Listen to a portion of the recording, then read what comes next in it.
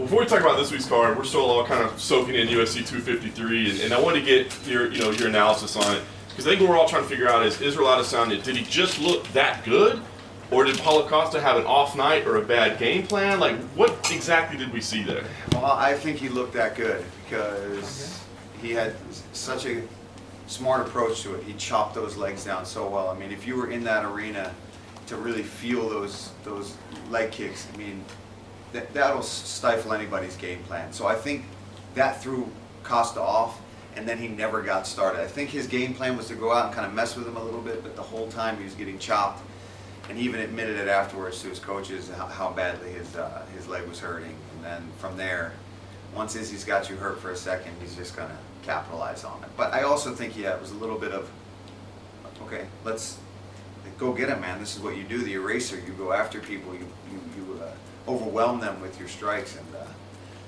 you didn't do that.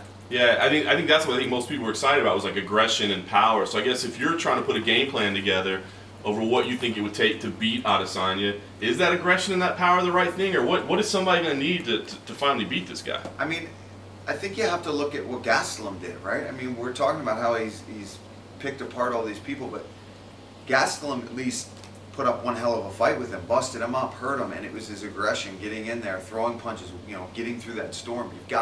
You can't let him get comfortable for a second, and I know that's way easier said than done, right? Oh, just get in his face. Well, he's a good counter striker too, so if you just rush him, in a unsafe manner, he's going to clip you with his hands too, because he sits back. We talked about in all the pre-show stuff, the way he rocks back and throws that left hook. It's the same hook, the same exact posture that he knocked down and eventually knocked out Robert Whittaker with. The same thing. He's got them flexible hips in that back. I mean, a lot of guys try to do that. They'd end up just falling down or hurting themselves. Right. But he's got the ability.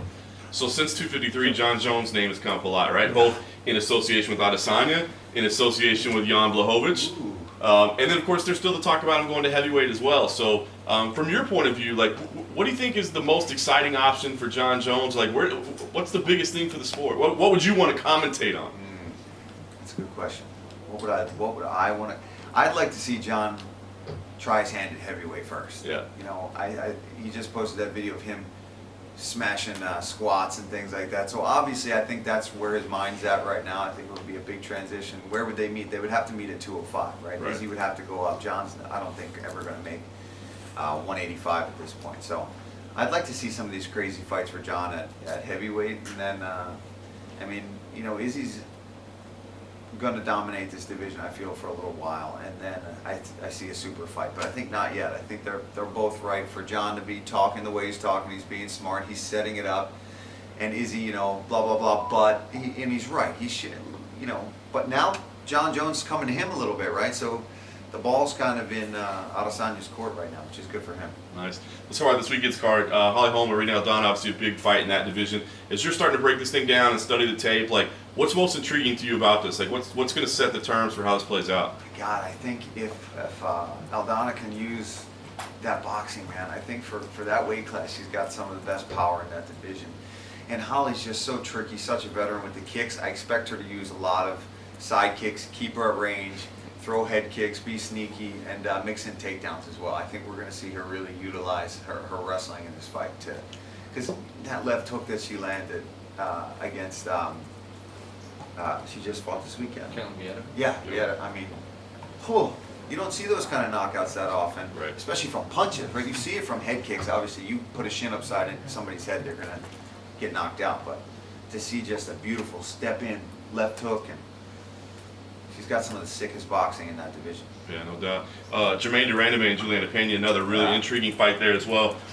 Pena, the time off, the time away, like, where did she stand? I mean, how are you seeing this fight? It's such a clash of styles, and like I said, a former champ versus somebody who was dangerous but was away for a long time. So what do you see in the keys in this fight? I think it's going to be that. I think it's going to be Pena trying to use jiu-jitsu and wrestling, use her striking to get in, but I don't think anybody really wants to sit on the outside with Jermaine and make it a Muay Thai kickboxing fight. So I think it's really going to come down to where is the takedown defense of Jermaine at. We saw when she fought for the belt that she had some success in getting back up, but that's not enough to win a fight. Being able to get back up and then not score any damage doesn't do anything, right? So you've got to be able to get up, hurt your opponent, make them fear going back in and level changing on you. So I think it's going to really play out there is what happens when it goes to the ground and what happens in those times in between when Pena's trying to level changes. Can she use her knees? Can she kind of try to stifle those takedowns before she's in on the hips, right? A lot of times when people work on the wrestling defense, they start, okay, they're on my hips, what do I got to do here? I think for her it's going to really be a prevention of not making a grappling match. Right. Any other names that are standing out for you, whether it be something you've seen on tape or or a discussion you've had? I mean, any other fights that may be under the radar? One of the fighters I really like is that Casey Kenny. I think he's a really exciting kid to watch on this card, and he's got a great matchup. I think those guys are going to go at it, and it's going to be an all-out brawl for 3 rounds, in my opinion, and potentially one of the fight of the nights on that card. And anytime Carlos Condit is on the card, I don't care what his latest fights have been. The Natural Born Killer's fighting. I'm tuning in. I've been a fan since WEC. I've been a training partner and somebody that has experienced the training room with him many times. I've been head kicked by him, beat up by him for years. So, and Court McGee, one of the toughest guys, and always brings it. Yeah. Oh, you ain't getting Court McGee out of there without one hell of a fight. So that's one that stood out when I was looking at the card again today. That yeah, I love that matchup. I know it's 2 veterans, but sometimes those fights end up being just an all-out bloodbath. Yeah, no question. Lastly for me, I got to ask about you fighting. I mean, obviously, you temporarily retired, then said, heck with that, no, I'm still looking for fights. So what's the update right now? Man, I don't know. There's only a few names that I'd even be interested in coming back to fighting. It's the top guys, Hooker, Ferguson. Obviously, Michael Chandler's going to be coming here to Fight Island to be a backup, but hopefully that doesn't happen, right? I think we can all agree that we don't want that to happen. It's good that it's in place. God forbid something goes down, but that's a fight that I would like to come back for in December or early next year. Right now, I'm basically a triathlete at this point in my life. I'm running every day, swimming every day, and biking every day. So I've already found my backup plan for when I do decide to officially retire. Is I plan on trying to do Ironman. Really? In my future. It's something that I can relate to the mindset of a fighter. I become, I wouldn't say friends with, I haven't met the guy yet, but a triathlete from Canada, Lionel Sanders, is a guy I've been chatting back and forth with. So I can't just not do athletics. I can't do something because I've always trained, I've always done something. So right now I'm just staying in great shape. I'm the lightest. I was 179 after a run the other day, which to give you perspective, I'm not 179 normally until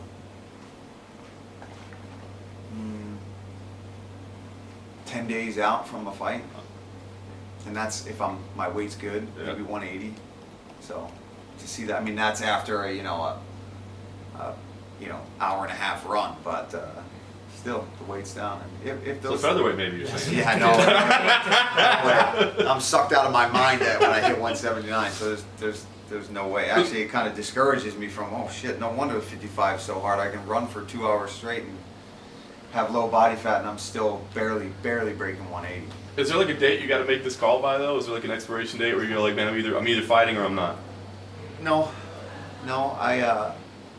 I feel really healthy because I haven't stepped foot in an MMA gym in probably 2 months. I haven't grappled, I haven't sparred.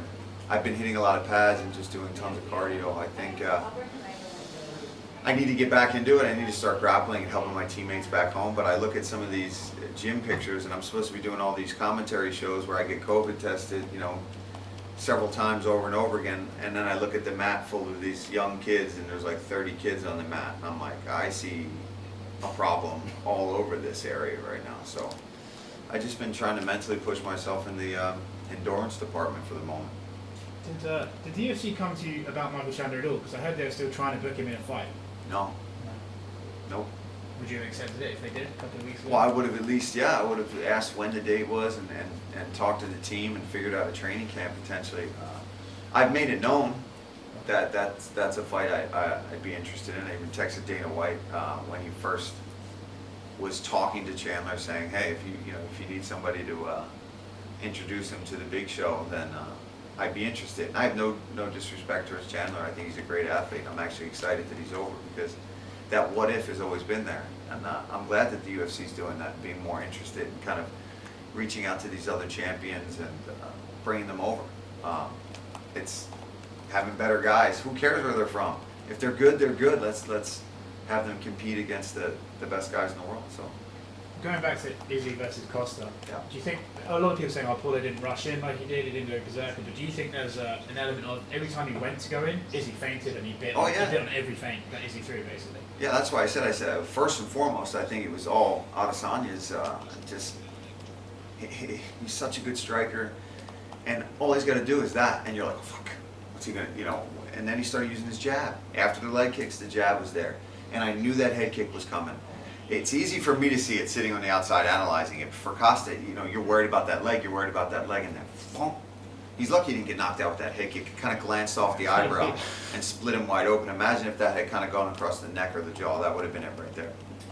Do you think that Paulo, I know we were talking about afterwards, like, he threw a lot of kicks, which Yeah. isn't something you kind of expect from him. When he closed the distance, got him against the cage, he just threw a kick, and obviously Izzy can just scoot right outside. Is that because he didn't know what to do at that point, or is that because he was worried the counter punches are coming at him? Why? Yeah, I think he was just so overwhelmed in there a little bit in this fight from the get-go. Especially when there's a lot of trash talk, there's just a lot of hype behind it, and then you're finally in there, and it's time to seal the deal. It's tough, right? Because I see it from his point of view too. When you're in there and you're facing these guys, it's easy to talk about what you're supposed to do, but once that guy's in front of you, to pull the trigger, to get past that range that Adesanya has, he's got such a reach on him, and yeah, I just think he couldn't find a way in. And, in hindsight, I think I should have known that was going to happen from the beginning, but I got pulled in from Costa's hype and everything that was going on. I always had in my mind Izzy winning that fight, but I thought it was going to be so much more of a battle than it was. Is it fair to say, and I don't want to put this on Costa because Izzy's so good, but is it fair to say that, pretty young in his career, undefeated, and then he goes in there suddenly, oh, I'm fighting for the world title. There must be a moment where the pressure, you can either rise to it or you can choke, right? Yeah, I felt he looked nervous coming in personally, but Yeah. do you think that's did that ever happen to you? Was there ever a fight where you got in there and the nerves suddenly hit you and you suddenly felt the arms and legs were heavy? Well, I would say the first round with Dan Hooker was definitely an example of that crowd getting to me. I didn't do anything except get punched in the face and kicked in the calf for the first 5 minutes of that fight, and then I kind of, in between rounds, I woke up, and he never really got that opportunity. You saw his corner trying to, get him alive in between the first and the second, but at that point, the damage I think was done. Do you think there's a possibility that Izzy's now shown where Costa's weak? So if you can set traps for him, strike for him, like I'm thinking more a technical guy like Till, someone who can be technical, you might be able to diffuse the bomb that's coming your way. Yeah, I think there's definitely some other guys in that division that would have a much better chance, especially Till, because he's much longer, he's taller, and he's a striker by heart, whereas Costa's a striker by heart, but it's more of that boxing style, attack the body. But to do that to a guy like Izzy, you're not getting in there to hit that liver. You're not getting in there to rip to the body and then come up to the head. He's not going to let you just do that. There was 1 second, like you're talking about, up against the fence where it's like, oh, that was his opportunity, and it just never happened. I remember that's where we were like, oh, he closed the distance, and then nothing happened with it. Right. Last one for me. If you're the UFC now, do you put Costa against the loser of Till Hermanson, the loser of Whitaker coming there, or against Kelvin Gastelum? I like that Kelvin Gastelum fight, now that you say that, just because I think that's a fight where he can display that striking style, and Kelvin, he'll go right in there and meet him with it, and we also might get to test that black belt that he's wearing around his waist if he fights Gastelum, because he will mix in his wrestling. He will take him down at some point. I like that fight. Yeah, man, they should call the UFC. Sean Shelby, watch out, man. Watch out. As a fellow fighter, what did you make of Israel Adesanya's celebration, the dry humping, and getting Captain Eric's face and everything at the end? To be honest, I totally missed the dry humping in the moment. I think I was so excited about the fight that it wasn't until we were all having breakfast afterwards. I was like, he humped him? And they're like, yeah, you didn't see that? I was like, no, I totally missed that. Listen, would I do it? No. Is it a little disrespectful? Yeah. Was Costa probably disrespectful in some of the antics and stuff leading up to that fight? Yeah. So I think in that fight it was kind of fair game, man. The winner of that was gone a showboat. If Costa knocked him out cold in that first round, you don't think he'd have been running all over that cage doing something a little I don't know if he would have dry humped him, but but he would have done something. Yeah. So I mean, yeah, it's not my style, but that's not my job to. So do you think the people that found it offensive, do you think it's a little overblown? I think, well, look, don't get me started on what I think about the people sitting at home and their computers and Please do. what's this. And, yeah, I mean, not you guys. You guys are here, you're working, your media outlets. But the Twitter fingers, man, Sure. I don't care what they think. Last one, you don't have to give a prediction, but we lost obviously the Tony Habib fight, but I think a lot of people view Justin Gaethje as maybe Habib's just a tougher challenge in general. Yeah. Were you in that same Yeah, boat? I am. Yeah, I think that wrestling, right? I think whoever is going to give Khabib the biggest challenge and really be able to maybe win has to have really solid wrestling. And I think if Justin wanted to, which we all know he's not going to do, if he wanted to wrestle back and maybe score his own takedowns, I think he could.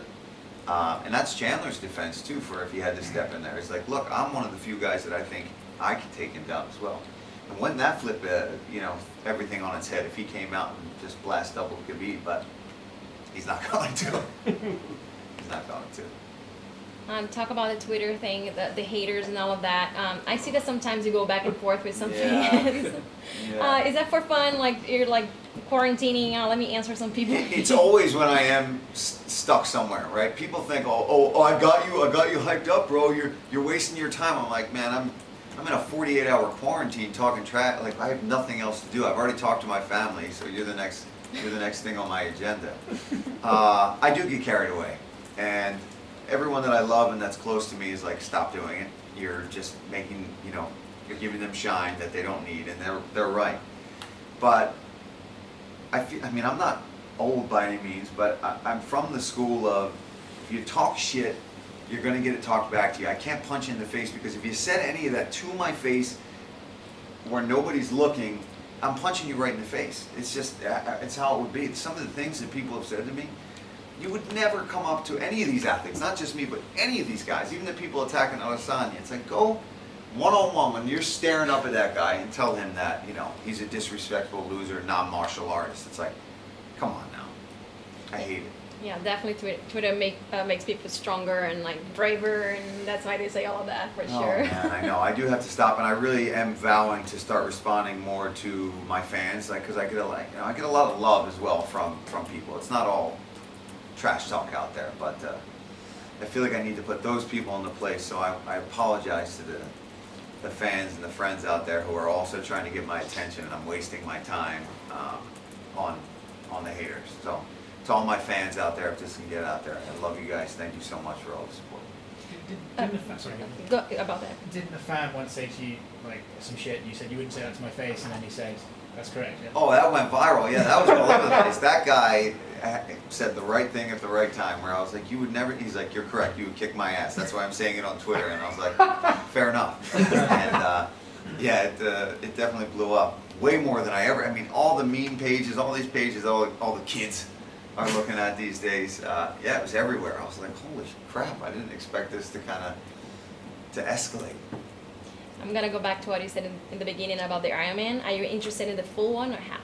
So, it's a good question, because when I'm in my room right now, when I'm not studying for these fights, all I'm watching is triathletes training for Ironman, the 70.3, the Olympic levels. I would probably start with an Olympic level just triathlon, which I could do, I think, next week if I had to. Like the swim's not that long. The swimming is by far where I need work. And I also need to get on the road with the bike more, because I've been doing a lot of indoor training and things like that. But Zwift, you guys know the online platform Zwift. You probably guys have no idea what I'm talking about. But I'm getting into that, and I've got the guys from Wahoo, which they make heart monitors, they make bikes, they make the attachments for the bikes. They're actually dropping off a brand new bike trainer for me when I get back. The screens, the fans, they've like kind of hooked me up. But eventually I want to do a full one. I want to test that, but 112-mile bike and then off of the bike to run a marathon's a bit of a stretch for me right now. I'd have to absolutely put MMA in the back window before I could even think about doing something of that magnitude. So you think you're better at running? I think it would be I'm kick-ass? decent at running. It's just I've got some nagging things that I'm trying to fix before I can start running marathon. But today I ran 7.5 today on the treadmill. I was outside on the streets the one night. I ran 9 miles, and that was absolutely death in this heat. Biked for 2 hours the other day on these crappy road bikes that they're running us. They're great for what they're for. Yeah. But if you're really trying to put in miles, then like I'm shifting my chain pop twice, so it's On the hill right here? Mine pops on the... on the hill, trying Yeah. to climb, and I'm trying to shift back, downshift, and it's like bang, bang, and my hands are covered in oil and grease. But yeah, I love it. So yeah, if these guys don't want to fight, I have no problem walking away from it, man. I made my run. I tried with COVID and everything that's going on, making it even more complex and no fans. It's like if that sold out arena in Auckland, New Zealand had to be my last show, no problem. If it's not, no problem. But you know, I'm making money. I'm not fat and happy. I'm lean and happy for a change. That was always the concern about when I was going to retire, is what am I going to do for myself, because I'm just going to be 300 pounds and not know what to do with myself. So I found my outlet. So now I can at least be like, all right, I know what I'm doing afterwards. Hey Paul. Hey, How you doing, mate? I'm good. How are you? I'm good, thank you. We're all good. So 8 years ago, you fought a gentleman named Karma Worthy. Yeah, Now, obviously, he's been recently signed to the UFC. right. What do you think to his evolution? And how do you think you pair up with him now? Oh man, well, to his evolution, I think he's just always been that guy that goes out on his shield, as we've seen him do. He either goes out there and he's going to smack you around and make it exciting, or he's going to lose that same way. But I think he's kind of dialed things in and gotten a little sharper on the feet, because he was a little reckless back in the day, especially when I fought him. But yeah, we were both, he was from Pittsburgh, I was from Philly. We were both kind of the young guns on the scene, only had a few fights each. And I mean, that was my fastest knockout, so he makes me look better every day. Every day he wins a fight, I'm like, yes, Kama, keep winning those fights. And obviously if we matched up now, I mean, I still think I win that fight 100%. But yeah, hopefully that doesn't happen, because that means I'm taking quite a few steps back, and definitely not coming back for Kama Worthy. All respect to him, but yeah. But yeah, that's forever ago. I think it was my third ever fight, third pro fight. Silenced that crowd pretty good that night. Yeah. That was nice. I just wanted to get one more while I'm here. Yeah. I just wanted to get your expert opinion on the psychological effects going into a fight, knowing that it might be your last one. Like if I was to go into it and take another fight, Yeah. I thought if I lost the Hooker fight, I knew that might be my last fight. I didn't say anything. I didn't make it a thing, and I didn't even tell my coaches. But Does that play on you though? Like before you go in, like does it affect like how you do fight? Do you know? It just made me want to leave it all in there, which I think is a good thing, right? But I'm not one of those guys that, because it might be my last one, I'm thinking, you know, when the going gets tough in there, I'm like, I don't need this anymore. It was never like that. So, it's a fist fight to me. Like anytime I'm in there fighting, I'm never going to be like, oh, I'm done. So, it didn't really have any negative effects on me. If anything, I think it had positive effects to just make me push even harder. But yeah, it's a tricky situation. You know, you want to get ranked, you want to get as high in the rankings as possible, and then you realize it's tough to get fights. You know, it's tough to get what you want, because everybody in the top 5, top 10, we all want the same thing. So I'm just finding that a bit of a challenge. I've been offered fights, I'm not going to lie. I've been offered fights where guys are ranked lower than me, and I said no. Thank you very much, man. Thank you, man. All good? Cool? Awesome. That's it, Thank you. sir. All right, thank you guys.